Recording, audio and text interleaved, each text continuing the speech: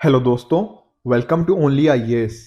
Date है आज की 14 जनवरी 2023 एंड आप सभी का स्वागत है आज के प्रीलिम बूस्टर न्यूज़ डिस्कशन के अंदर। चलिए स्टार्ट करते हैं आज की डिस्कशन, पर उससे पहले एक छोटी सी information regarding our mentors guided prelims test series for UPSC 2023। जैसे जैसे आप जानते हो प्रीलिम्स नजदीक आता जा रहा है, तो बहुत इंपॉर्टेंट हो जाता है कि हम अपने आप को टेस्ट करें, अपनी प्रेपरेशन को अच्छे से असेस करें। उसी वजह से हमारी टीम की तरफ से एक ये पर्टिकुलर बैच है जो 15 जनवरी से स्टार्ट हो रहा है। आप इस कोर्स को ज्वाइन कर सकते हो बाय गोइंग टू dpp.onlyis.in, या फिर इनकेस आपको कुछ डाउट्स हैं तो इस नंबर पे भी कांटेक्ट किए जा सकते हैं। बहुत टेस्ट आपको मिलेंगे, प्लस सीसेट भी आपके इसके अंदर इंक्लूडेड है। इसके साथ ही ध्यान रखिएगा कि ऑनलाइन ऑफलाइन दोनों में अवेलेबल है, साथ ही साथ हिंदी इंग्लिश में भी ये पर्टिकुलर बैच आपको मिल जाएगा। चलिए स्टार्ट करते हैं हमारे पहले टॉपिक से, that is NRSC, national remote sensing centre.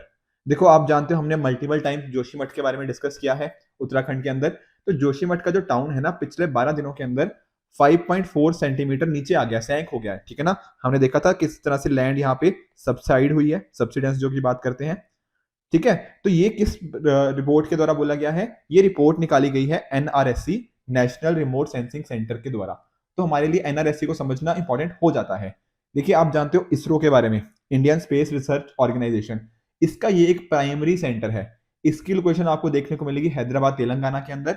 और यहाँ पर जो अलग अलग होते हैं ना, जैसे आप जानते हो सैटेलाइट के माध्यम से कुछ डेटा मिला, कुछ एरियल व्यूज के थ्रू डेटा मिला, उस डेटा को कैसे मैनेज करना, उसको अच्छे से यूज करना ताकि कुछ मीनिंगफुल इंफॉर्मेशन वहां से निकल पाए, ये सारी चीजें इसके द्वारा NRSC के द्वारा करी जाती हैं। जैसे आप देख लीजिए ना कि मान लो कोई इंफॉर्मेशन आई, तो इंफॉर्मेशन अपने यूजर्स तक पहुंचानी, उसका डिसेमिनेशन करना, डेटा प्रोडक्ट्स को जनरेट करना, ठीक है ना। तो इस तरह से आप देख लो कि जैसे कई बार हो सकता है कुछ इंफॉर्मेशन हो सकती है वहां के लोगों के लिए बहुत इंपॉर्टेंट है, तो सैटेलाइट से वो इमेज लेने, लोगों तक पहुंचाना, ताकि उस हिसाब से हम अपने अपने स्टेप्स ले पाए, अपनी जो भी कुछ प्रिकॉशंस थी उनके ऊपर वर्क कर पाए। तो लोगों की गवर्नेंस के ऊपर भी इसका इंपैक्ट देखने को मिल जाता है। डिजास्टर के रिगार्डिंग देखो कि किस तरह पे, कहाँ पे जमीन धस रही है, कहाँ पे क्या इशू आ रहे हैं, यहाँ पर कुछ डिजास्टर आने वाला है या नहीं आ रहा, तो वो सारी चीजें रिमोट सेंसिंग के माध्यम से डेफिनेटली करी जाती हैं और NRSC यहाँ पर बहुत इंपॉर्टेंट रोल प्ले करता है। इसके अलावा भी देखो कि प्रोफेशनल्स हो गया, फैकल्टी हो गया, तो ये सारी चीजें यहाँ पे इसके द्वारा करी जाती हैं।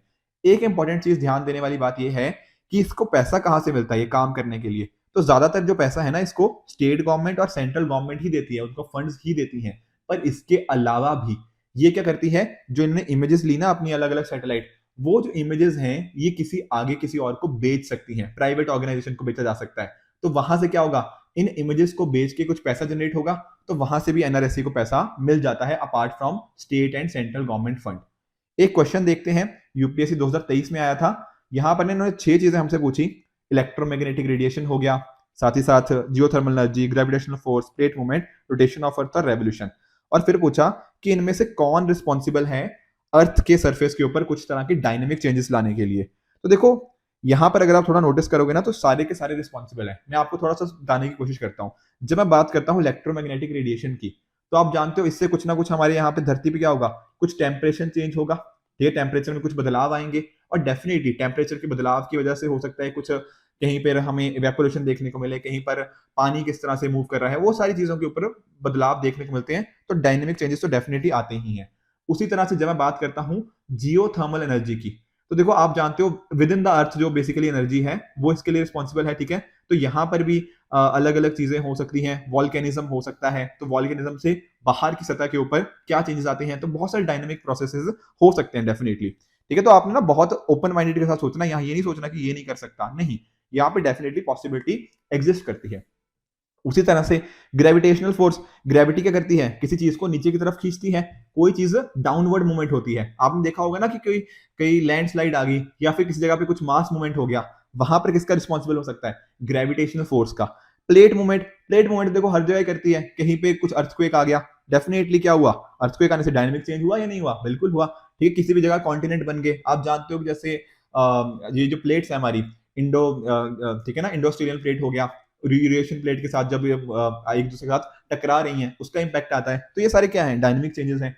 उसी तरह से rotation of the earth, earth rotate करती है, उससे क्या होता है, किसी जगह पे ज्यादा गर्मी होती है, किसी पे ठंड कम होती है, कहीं पे बारिश ज्यादा होती है, और इसके साथ ही साथ ना विंड्स वगैरह के साथ हो गया। तो ये सारी चीजें रोटेशन, ये भी डायनेमिक हो गया। और सिमिलरली रेवोल्यूशन भी यहाँ पे इम्पैक्ट प्ले करती है in form of bringing some dynamic changes. तो इसका आंसर क्या हो जाएगा? Option number D, 1 2 3 4 5 and 6। काफी इजी क्वेश्चन था। चलते हैं अगले टॉपिक की तरफ, दैट इज पीएम स्वनिधि। अब पीएम स्वनिधि का फुल फॉर्म देखो, यहाँ पे ये फुल फॉर्म देखो, that is street vendors Atmanirbhar Nidhi. देखो जब हमने देखा ना 2020 में कोविड 19 लॉकडाउन हमें देखने को मिला, तो कोविड 19 का इंपैक्ट वैसे तो देखो सबके ऊपर ही पड़ा, पर आप स्ट्रीट वेंडर के बारे में सोचिए, इनके ऊपर तो बहुत इंपैक्ट पड़ा, क्योंकि इनके जो लाइवलीहुड थे कि कहाँ से इनका रोजमर्रा की जिंदगी, जो इनको कुछ अपने लिए जो कामकाजी, उससे भी काफी मुश्किलें आई, ठीक है ना। तो यहाँ पर हमने क्या किया, पीएम स्वनिधि के अंतर्गत इनको थोड़ी हेल्प प्रोवाइड करने की कोशिश करी। किस तरह से? हमने दरअसल में ना इनको 10,000 रुपए तक का एक तरह का वर्किंग कैपिटल लोन दिया, ठीक है ना, और फिर इसको ये आसान किस्तों के ऊपर वापस कर पाए, ये हमने इनके लिए सहूलियत दी। और ध्यान में रखिएगा, जब मैं बात करता हूं पीएम स्वनिधि की, तो ministry of housing and urban affairs, ये पर्टिकुलर मिनिस्ट्री इसके लिए रिस्पॉन्सिबल है। और इसका काम क्या है कि अपने लाइवलीहुड को, अपनी कामकाजी को वापस ये रिज्यूम कर पाए, जो कोविड 19 लॉकडाउन का इंपैक्ट आया था उसके रिगार्डिंग। अभी क्या हुआ है, अभी आप नोटिस कर सकते हो कि नियरली 9,000 स्ट्रीट फूड वेंडर्स को इसने मदद करी है। देखो पहले ये जो स्कीम थी मार्च 2022 तक हमने सोचा था, पर क्योंकि इसने अच्छा रिस्पांस दिया तो हमने इसको दिसंबर 2024 तक एक्सटेंड कर दिया गया है। एक इंपॉर्टेंट बात कि इसको इंप्लीमेंट कौन करता है, इसको इंप्लीमेंट किया जाता है सिडबी के द्वारा, ठीक है। देखो लॉन्च किया था ministry of housing and urban affairs ने, पर इंप्लीमेंटेशन किसके द्वारा है? Small industries development bank of India, that is SIDBI के द्वारा।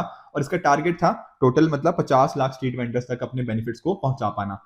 अब आप सोच रहे होंगे सर ये वेंडर कौन है, स्ट्रीट वेंडर कौन है? देखो यहाँ पर आप कोई भी देख लो, जो जैसे मान लो आपके जो सब्जी बेचने वाले होते हैं, फल बेचने वाले होते हैं, चाय पकौड़ा जो मतलब आप देखते होंगे, ब्रेड्स एग्स, ठीक है ना। तो इस तरह से ये सारे के सारे बार्बर शॉप्स जो आपको दुकानें देखने को मिलती हैं बाहर, एज इन जो दुकान मतलब बेसिकली ना, जो आपने देखा होगा पान शॉप छोटे छोटे जो इस तरह से होते हैं, ये स्ट्रीट वेंडर्स जो होते हैं, तो उनको सभी को हम मान सकते हैं। ध्यान में रखने वाली बात यह है कि यहाँ पे टेम्परी बिल्टअप की बात हो रही है। जैसे ये बार्बर होता है ना कि कुछ आपने देखा होगा कुछ पेड़ के नीचे होते हैं, तो वो उस टाइप की छोटी सी दुकान लगा के बैठे हुए हैं कि आसानी से वहां से मूव हो सकते हैं, फुटपाथ के ऊपर, पेमेंट के ऊपर जो सर्विसेज देते हैं, उन सभी को यहाँ पे स्ट्रीट वेंडर की कैटेगरी के अंदर हमने इंक्लूड किया है।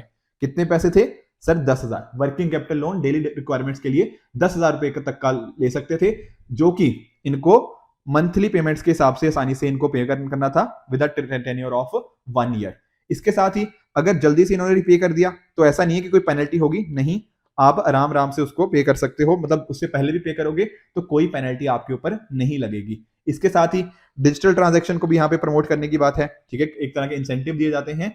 उसके साथ ही अगर आप नोटिस करोगे तो आप और फैसिलिटीज भी इसके अंदर अवेल कर सकते हो अगर आपने टाइमली पेमेंट कर दी है लोन की। तो ये था पीएम स्वनिधि। चलते हैं अगले टॉपिक की तरफ, that is regarding Bandipur tiger reserve. देखो अभी रिसेंटली क्या हुआ है, एक एलिफेंट, बेसिकली एक भटका हुआ एलिफेंट था, तो हुआ क्या, बांदीपुर टाइगर रिजर्व के आसपास मतलब बेसिकली जो बिजली प्रवाहित होने की वजह से उनकी डेथ हो गई है। तो काफी एक नेगेटिव न्यूज मान सकते हो आप, थोड़ा सैड न्यूज है, पर इस वजह से हमें थोड़ा बांदीपुर टाइगर रिजर्व के बारे में अच्छे से जान लेना चाहिए। देखो अगर बात करेंगे इस पर्टिकुलर नेशनल पार्क की, तो हमें ये देखने को मिलेगा Chamarajanagar district in the state of Karnataka. ध्यान देने वाली बात यह है कि इसको प्रोजेक्ट टाइगर के अंदर एक टाइगर रिजर्व की तरह एस्टेब्लिश किया गया था 1973 के अंदर। फिर साथ ही साथ 1985 में क्या हुआ, जो आसपास के एरिया जैसे for example Venugopal wild park, उनको भी इसके अंदर इंक्लूड कर दिया गया और काफी इसका एरिया क्या हो गया, काफी बड़ा हो गया। तो इसका नाम धीरे धीरे क्या पड़ गया, बांदीपुर नेशनल पार्क। एक इंपॉर्टेंट चीज दैट इज, आप जानते हो इंडिया में बायोस्फीयर रिजर्व आपको देखने को मिलेंगे, तो यहां पर ये पार्ट है किसका, नीलगिरी बायोस्फीयर रिजर्व का। कुछ इसके फीचर्स अगर आप नोटिस करना चाहो तो यहाँ पर आपको ड्राई डेसिडुअस फॉरेस्ट मिल जाएंगे, मॉइस्ट डेसिडुअस फॉरेस्ट मिल जाएंगे, शबलैंड मिल जाएंगे। डेसिडुअस बेसिकली वो जो ऑटम के टाइम पे अपने लीव्स को लूज कर देते हैं। इसके साथ ही एक इंपॉर्टेंट चीज कि यहाँ पर काबनी रिवर इन द नॉर्थ हमें देखने को मिल जाएगी और Moyar river in the south देखने को मिल जाएगी। तो दोनों रिवर्स का आपको आइडिया होना चाहिए, क्योंकि यूपीएससी रिवर्स वगैरह के आसपास क्वेश्चन पूछता रहता है, ठीक है। एक और रिवर है जो पार्क में से निकल के जाती है, दैट इज नुगु रिवर। इसके साथ ही हाईएस्ट पॉइंट की अगर हम बात करें तो हिमवाद गोपाल स्वामी बेटा, ये पर्टिकुलर हमें एक यहाँ पे हाईएस्ट पॉइंट इसके अंदर देखने को मिल जाएगा, जहां पर कि आपको एक हिंदू टेंपल देखने को मिलता है। तो अलग अलग तरह के ट्रीज आपको यहाँ पे देखने को मिल जाएंगे, चाहे टीक की बात कर लिए, रोजवुड हो गया, बैम्बू हो गया, इस तरह के अलग अलग ट्रीज यहाँ पे देखने को मिल जाएंगे। चलते हैं अगले टॉपिक की तरफ, that is Penganga river. अभी थोड़ा देखो इसमें हिस्ट्री काफी ज्यादा है, पर हमें हिस्ट्री के ऊपर उतना ज्यादा फोकस नहीं करना, हमें इस रिवर के बारे में ज्यादा समझना है।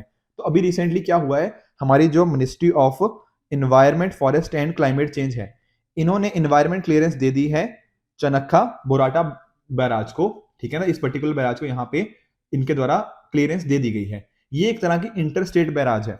अब ये क्या इंटर स्टेट का मीनिंग क्या होता है, देखो कुछ पार्ट आपको यहाँ इसका तेलंगाना के अंदर देखने को मिलेगा, कुछ देखने को मिलेगा यहाँ पर महाराष्ट्र के अंदर, ठीक है। जब तेलंगाना का आप जानते हो फॉर्मेशन हुआ 2014 में, तो उसके बाद यहाँ पर इस पर्टिकुलर बैराज का फॉर्मेशन या फिर इसका कंस्ट्रक्शन हमें स्टार्ट होता हुआ देखने को मिल रहा है। अभी देखो कुछ पार्ट इसका महाराष्ट्र को कंस्ट्रक्ट करना था, ये हिस्ट्री है पूरी, पर हिस्ट्री हमारे लिए उतनी पॉइंट है नहीं, आप पढ़ना चाहो तो पढ़ सकते हो। पर महाराष्ट्र ने कुछ पार्ट कंस्ट्रक्ट करना था, पर महाराष्ट्र ने अभी तक वो पार्ट कंस्ट्रक्ट नहीं किया हुआ है। तेलंगाना ने काफी पार्ट इसमें से कंप्लीट कर दिया है, जिसमें से कुछ पार्ट महाराष्ट्र को मिलेगा, तो नॉट दैट इंपॉर्टेंट। देखो किसी स्टूडेंट ने मुझे बोला था सर आप लाइन टू लाइन पढ़ाया करो कि एक एक लाइन करके।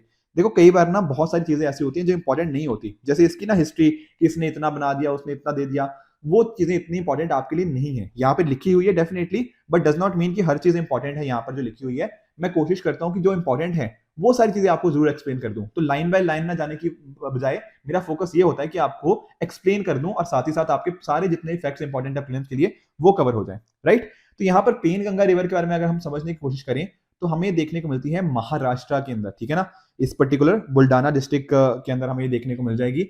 इसका ना जो फ्लो है थोड़ा सा मियंडरिंग होता है, मियंडरिंग मतलब कर्व्स एंड बेंड्स होते हैं, ऊपर नीचे वाला इसका फ्लो है, तो विंडिंग और मियंडरिंग हमें यहाँ पे देखने को मिल जाएगी। ओरिजिन मैंने जैसे आपको बताया महाराष्ट्र के अंदर जो अजंता रेंज है औरंगाबाद डिस्ट्रिक्ट के अंदर वहां पर है, और ये वर्धा रिवर की आपको ट्रिब्यूटरी देखने को मिलेगी। देखो थोड़ा सा अगर मैं इसको डिटेल में लेके चलूं, ये देखो ये आपको वर्धा रिवर देखने को मिलेगी, और ये है पेन गंगा रिवर, ठीक है। इसकी फर्दर पेन गंगा की अलग अलग ट्रिब्यूटरीज हैं, ठीक है, अदान हो गया, कास हो गया, अरुणावती हो गया, कड़ायू हो गया, पर्स रिवर, ये सारी इसकी अपने आप में ट्रिब्यूटरीज हैं। फिर पेन गंगा क्या होती है, वर्धा रिवर में मर्ज हो जाती है, वहां कन्वर्ज हो जाती है एट अ विलेज नेम्ड वादा। फिर इसके बाद ये मूव करती रहती है प्रणहिता रिवर की तरफ, ठीक है ना, ये रही प्रणहिता, एंड अकॉर्डिंगली मूव करते होते ये कहां पे एंड एंड जाती है, गोदावरी रिवर में, और लास्टली ये आ जाती है बे ऑफ बंगाल में। तो इस तरह से इसका पूरा फ्लो रहता है, प्रणहिता सॉरी पेनगंगा, फिर वर्धा, फिर प्रणहिता, फिर Godavari, and lastly Bay of Bengal की तरफ ये मूव कर जाती है। एक क्वेश्चन करते हैं, यूपीएससी 2022 में आया था, यहाँ क्या पूछा, गेंडीकोटा कैनियन ऑफ साउथ इंडिया इनमें से किस पर्टिकुलर रिवर के द्वारा बनाया जाता है। तो देखो अगर मैं थोड़ा आपको लेकर चलूं तो इस तरह से ना बहुत बार न्यूज आर्टिकल आते रहते हैं, दैट इज जैसे फॉर एग्जांपल यहाँ देख सकते हो कि आंध्र प्रदेश का जो कैनियन है ये इतना पॉपुलर क्यों है। एक्चुअल में है क्या, देखो आपको एक ग्रैंड कैनियन देखने को मिलेगा यूएसए के अंदर, पर उसी की तरह ही एक हमारे यहाँ आंध्र प्रदेश के अंदर भी एक गेंडीकोटा जो विलेज है, ठीक है, I might be pronouncing it wrongly, I am sorry, तो इस पर्टिकुलर विलेज के अंदर आपको ये कैनियन देखने को मिल जाएगा। अब ये जो रिवर है आप देख सकते हो यहाँ पर पेनार रिवर है, ठीक है ना, ये पर्टिकुलर रिवर यहाँ पे हमें देखने को मिलती है। तो इस तरह से बहुत इंपॉर्टेंट एक लोकेशन ये बन जाती है। तो यहाँ पर इसका सर आंसर क्या हो जाएगा, पेन्नार रिवर, ठीक है। तो आंध्र प्रदेश स्टेट के अंदर पेन्नार रिवर के द्वारा ये क्रिएट किया जाता है। चलते हैं अगले टॉपिक की तरफ, that is international tennis federation ITF। अभी क्या हुआ है, देखो दरअसल में ना एक कॉस्मोस टेनिस था, तो जो ITF ने ना इनको साइन किया हुआ था कि इनके साथ पार्टनरशिप करी हुई थी कि डेविस कप जब फॉर्मेट, डेविस कप का जो भी फॉर्मेट होगा वो उसके अंदर आपके साथ इनके साथ डील करी हुई थी, पर अभी क्या हुआ है वो डील खत्म कर दी है। तो इंटरनेशनल टेनिस फेडरेशन ने इनके साथ जो डील थी उसको खत्म कर दिया है। तो इस वजह से हमारे लिए इंपॉर्टेंट हो जाता है इंटरनेशनल टेनिस फेडरेशन के बारे में जानना। तो जो पूरा वर्ल्ड टेनिस हो गया, ठीक है ना, चाहे आप व्हील चेयर के ऊपर टेनिस आपने कई बार ना अपने टीवी सेट्स के ऊपर देखा होगा, बीच टेनिस हो गया, इस तरह की जो भी अलग अलग तरह की टेनिस है उसको कौन गवर्न करता है, उसको गवर्न किया जाता है ITF यानी कि इंटरनेशनल टेनिस फेडरेशन के द्वारा। इसका फॉर्मेशन हुआ था 1913 के अंदर। पहले उस टाइम पर सिर्फ 12 नेशनल टेनिस एसोसिएशन थी, फिर धीरे धीरे बढ़ती गई, ठीक है, अब 200 प्लस हमें एसोसिएशन यहाँ पे देखने को मिल जाएंगी। इसके हेडक्वार्टर्स हमें देखने को मिलते हैं लंदन यूके के अंदर, ठीक है। यहाँ पर आप जानते हो ना ग्रैंड स्लैम्स, जैसे फॉर एग्जाम्पल आप जानते हो ऑस्ट्रेलियन ओपन नियरली जनवरी में होता है हर साल, फिर हमें फ्रेंच ओपन देखने को मिलता है मई से लेके जून में, ठीक है। उसी तरह से आप विंबलडन के बारे में जानते होंगे, ठीक है, जून जुलाई में हमें ये भी देखने को मिलता है। उसके साथ ही यूएस ओपन हमें अगस्त सितंबर के आसपास देखने को मिलता है। तो ये जो चारों के चारों ग्रैंड स्लैम इवेंट्स हैं इसको कौन ऑर्गेनाइज करवाता है, इसको ऑर्गेनाइज कराया जाता है ITF इंटरनेशनल टेनिस फेडरेशन के द्वारा। उसी तरह से डेविस कप हो गया मेंस के लिए, ठीक है, बिली जीन किंग कप हो गया वुमेन के लिए, उसी तरह से मिक्स टीम्स हो गया हॉपमैन कप, ये सारे इनके द्वारा ही ऑर्गेनाइज करवाए जाते हैं। साथ में ही जो मैं बात कर रहा था, व्हील चेयर हो गया, ठीक है, समर ओलंपिक्स हो गया, पैरालंपिक्स हो गया, ये सारे इनके द्वारा ही कवर किए जाते हैं या करवाए जाते हैं, इनके द्वारा ही ऑर्गेनाइज होते हैं। इसके साथ ही जो अलग अलग टेनिस के रूल्स हैं उनको एनफोर्स करवाना, टीम कॉम्पिटिशंस को प्रमोट करना, ठीक है ना, कैसे आपस में इस टेनिस को ओवरऑल प्रमोट कर सकते हैं, स्पोर्ट्स की इंटीग्रिटी को कैसे मेंटेन करना है, डोपिंग को चेक करना, कोई गलत ड्रग्स ना ले रहा हो, कुछ करप्शन ना हो रहा हो, ये सारे काम आईटीएफ के अंतर्गत आ जाते हैं। एक क्वेश्चन अटेम्प्ट करते हैं, ठीक है, थोड़ा साइंस टेक का मुद्दा है। यहां पर देखो क्या पूछा गया, आरएनए इंटरफेरेंस के बारे में हमसे ये क्वेश्चन पूछा गया कि क्या पर्टिकुलर चीजों क्यों पॉपुलैरिटी है, ये यूपीएससी 2019 में हमें देखने को मिला। तो देखो जो आरएनए इंटरफेरेंस, हम वेरी श्योर आपने स्टैटिक पार्ट में अपने पढ़ा होगा, एक तरह की हमें यहाँ पे टेक्निक देखने को मिलती है जो बेसिकली, जैसे फॉर एग्जांपल आप जानते हो ना जीन साइलेंसिंग थेरेपी के रिगार्डिंग, तो जैसे आप जानते हो कैंसर हो गया, तो कैंसर के ट्रीटमेंट के लिए इस तरह की हमारे पास ना जीन साइलेंसिंग थेरेपीज आ चुकी हैं, जहां पर क्या हम कोशिश करते हैं, कुछ सेल्स को शट डाउन करने की कोशिश करते हैं, ठीक है। एक होता है जेनेटिक मॉडिफिकेशन, नहीं यहाँ पर वो नहीं है, हम कुछ जीन को स्विच ऑफ करने की कोशिश करते हैं जीन साइलेंसिंग के माध्यम से। तो यहाँ पर इसके अलग अलग बेनिफिट्स देखने को मिल जाते हैं। डेफिनेटली कैंसर हो गया, जीन साइलेंसिंग थेरेपी डेवलप करने के अंदर भी आता है। उसके साथ ही ये वर्चुअल पैथोजेंस के लिए भी इसको यहाँ पे हम मतलब क्रॉप प्लांट्स को प्रोड्यूस करने का आता है, जो कि रेजिस्टेंस होते हैं वर्चुअल पैथोजेंस को। तो 1, 2 एंड 4 इसका सही आंसर हमें यहाँ पे देखने को मिल जाएगा, ठीक है। तो ये रहे आज के 5 क्वेश्चंस, जिनका मुझे आप नीचे कमेंट सेक्शन में आंसर बताओगे कि कौन सा ट्रू है, कौन सा फॉल्स है। जो कल हमने 5 क्वेश्चन मैंने आपको दिए थे, मैं उनके आपको आंसर्स अभी बता देता हूं। कल डिस्कस किए थे ये इन्फ्लेशन, क्या इससे परचेजिंग पावर पैरिटी कम होती है? यस, मैंने आपको एग्जांपल लेके भी समझाई थी ये चीजें, तो ये बात बिल्कुल ट्रू है। डिजिटल इंडिया अवार्ड कौन करता है? Department of Science and Technology? नहीं सर, ये फॉल्स है। कौन करता है? ये MeitY, Ministry of Electronics and Information Technology, under the aegis of National Portal of India. तो ये हमने कल डिस्कस किया, तो ये फॉल्स हो जाएगा। नेशनल यूथ फेस्टिवल ये कब स्टार्ट हुआ था? 2007 में? नहीं सर, ये 1995 में हुआ था, तो ये भी फॉल्स है। आप जानते हो जो हमारे स्वामी विवेकानंद जी हैं, जो यूथ आइकन की तरह माने जाते हैं, उनकी बर्थ एनिवर्सरी को हम इस दिन कमेमोरेट करते हैं, उस वजह से इसको ऑर्गेनाइज करवाया जाता है। किसके द्वारा? Ministry of youth affairs and sports के द्वारा। उसके साथ ही व्हाइट टफ्टेड रॉयल बटरफ्लाई क्या शेड्यूल 1 के अंदर प्रोटेक्टेड है? नहीं सर, ये भी गलत है, ये प्रोटेक्टेड है अंदर शेड्यूल 2। ओली क्या ये हॉकी वर्ल्ड कप का मास्कोट है? ये बात सर बिल्कुल ट्रू है, तो इसका आंसर हो जाएगा ट्रू, ठीक है। तो ये थे कल के 5 क्वेश्चन, ये आज के 5 हैं जो आप मुझे नीचे कमेंट सेक्शन में आंसर बताओगे। देखो पीडीएफ के लिए मैं आपको बता ही रहा हूं, यहाँ पर आप जाकर हमारे टेलीग्राम चैनल से पीडीएफ ले सकते हो। कई बार होता है कि थोड़ा सा डिले हो जाता है पीडीएफ अपलोड करने के अंदर, पर मैं कोशिश करूंगा कि इस डिले को मैं कम कर पाऊं और आपको मैं जल्दी से जल्दी पीडीएफ इसकी उपलब्ध करवा दूं। राइट फ्रेंड्स, तो ये थी आज की डिस्कशन। आई होप आपको आज का लेक्चर बहुत अच्छे से समझ आया होगा। इसी तरह से आप भी अपने एंड पे हार्डवर्क करते रहिए। Goodbye and good luck.